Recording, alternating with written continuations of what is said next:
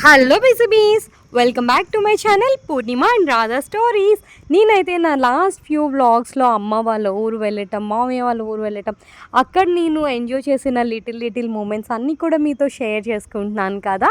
So నా next 2 vlogs కూడా ఇంకా నా పుట్టింట్లో నేను ఎలా స్పెండ్ చేశాను అనే దాని గురించే ఉండబోతున్నాయి.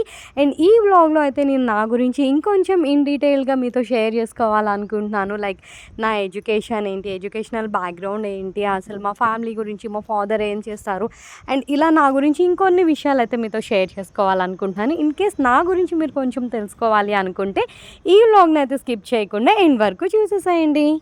సో ఇక్కడైతే ఈవినింగ్ అందరం కలిసి అరుగుల మీద కూర్చొని మాట్లాడుకుంటున్నాము. సో ఆ రోజు ఫంక్షన్ అయిపోయిన తర్వాత ఈవినింగ్ నేను స్టార్ట్ అయ్యి ఇక్కడికి ఊరు వచ్చేసాం కదా. సో నా ప్రీవియస్ వ్లాగ్లో మీరు చూసే ఉంటారు, లైక్ ఫంక్షన్లో మేము ఎలా ఎంజాయ్ చేసాము అనేది.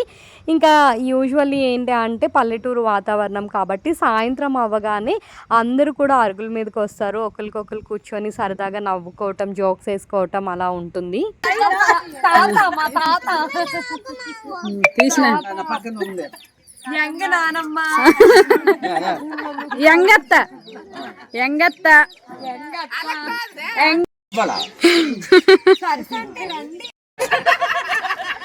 సబ్స్క్రైబర్ గారు నవ్వుకుంటే వెళ్ళిపోతున్నారు. ఎంతో ఆనందంగా ఇవిడొచ్చిందని ఆయన ఇంటికి వెళ్ళిపోతున్నారు.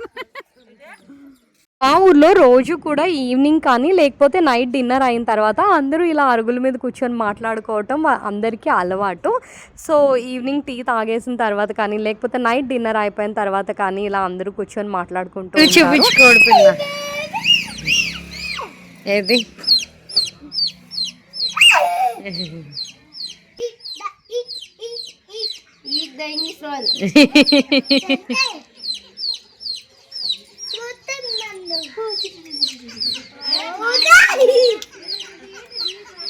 సహస్ర అండ్ పర్ని కోడిపిల్లలను చూస్తే అస్సలు వదిలిపెట్టరు.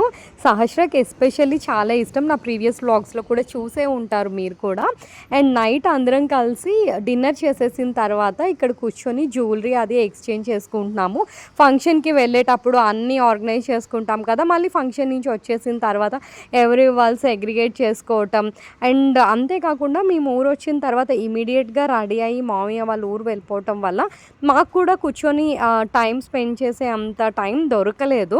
సో కూర్చొని ఎప్పుడో కలుస్తాం కాబట్టి ఇట్లా కలిసినప్పుడు మేము ఏమేమి షాపింగ్ చేసాము, జ్యువెలరీ షాపింగ్ అయినా బట్టలు షాపింగ్ అయినా లైక్ ఏం కొనుక్కున్నా కానీ నలుగురం కూడా చూపించుకుంటాము. అలా ఒక హ్యాపీనెస్ ఉంటుంది, kind of happiness.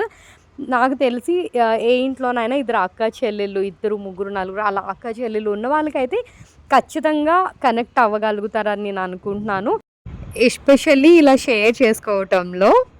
After 4 years కలిసాము మేము నలుగురం ఇలా. అందుకే ఇంత పిచ్చి పిచ్చిగా క్రేజీగా బిహేవ్ చేస్తున్నారు వీళ్ళందరూ. ముగ్గురులో ఎవరో ఒకరు మిస్ అవుతూ ఉండేవాళ్ళు కలవటం. సో ఇలా నలుగురం కలిసి మీట్ అయ్యి ఆల్మోస్ట్ 4 years అయ్యింది. అంటే పార్వతీపురం డిస్ట్రిక్ట్ దగ్గర విలేజ్ అమ్మ వాళ్ళ ఊరు వచ్చేసి. అండ్ మేము నలుగురం అక్క చెల్లెళ్ళం. యూజువల్లీ ఇయర్లీ వన్స్ అలా కలుస్తాము. ఒక చెల్లెమో రాజస్థాన్లో ఉంటుంది, ఇంకొక చెల్లి విజయవాడలో ఉంటుంది, అండ్ ఇంకొక చెల్లి బొబ్బిలో ఉంటుంది. నేను మీకు తెలుసు కదా హైదరాబాద్లో ఉంటాను. సో ఈ చెల్లి వాళ్ళేమో రాజస్థాన్లో ఉంటారు, లోపల ఉంది ఇంకొక చెల్లి, వాళ్ళు బొబ్బిలో ఉంటారు. ఇంకో చెల్లి నేను తర్వాత చూపిస్తాను. అండ్ మా ఇల్లు వచ్చేసి ఫస్ట్ స్టార్ట్ అయితే ఎంట్రన్స్, ఎండింగ్ అయ్యేటి వెనకాల రోడ్ వచ్చేస్తుంది అనమాట. వాళ్ళ బాబు. మా నలుగురికి మ్యారేజెస్ అయిపోయినాయి. నలుగురికి కూడా 2 kids ఈచ్. నాకు 2 పాపలు, ఇంకొక చెల్లికి బాబు పాప, ఇంకొక చెల్లికి 2 పాపలు, మళ్ళీ లాస్ట్ చెల్లికి పాప అండ్ బాబు. అండ్ చెప్పాను కదా అక్కడ వీధిలో ఇల్లు స్టార్ట్ అయితే ఎండ్ అయ్యేటప్పటికి యువతల వీధి అవుతుంది. ఇంత పెద్ద ఇల్లు మేము ఎవ్వరం లేకుండా మెయింటైన్ చేసుకోవడం అనేది చాలా కష్టం. అంతేకాకుండా మళ్ళీ అమ్మకి ఇంట్లో పనే కాకుండా నానమ్మని చూసుకోవాలి, అలానే రైస్ మిల్ దగ్గర చూసుకోవాలి, ఇంకా బయట పనులు కూడా చాలా ఉంటాయి. కాబట్టి అంత ఎక్కువగా ఇంట్లో ఫోకస్డ్గా ఉండి చేయాలి అనేది చాలా కష్టం అన్నమాట. అండ్ మేము కూడా ఎప్పుడో ఇయర్లీ వన్స్ ఒక్కసారే వస్తాము. ఇప్పుడైతే మా మిల్ దగ్గరికి తీసుకువెళ్తాను. అండ్ మా ఊరు వచ్చేసి ఇలా ఉంటాయి అన్నమాట, మా ఊర్లో ఇల్లులన్నీ. సో అక్కడక్కడ డాబా ఇల్లులు, అక్కడక్కడ పెంకిటి ఇల్లులు అలా ఉంటుంది. అండ్ ఇది వచ్చేసి మా ఇల్లు. ఇక్కడ మా అమ్మ. ఏం చేస్తున్నావు? ఏది చూపించు. ఇది ఎలా జీడిపప్పు ఎలా కొలుస్తారు చూడు.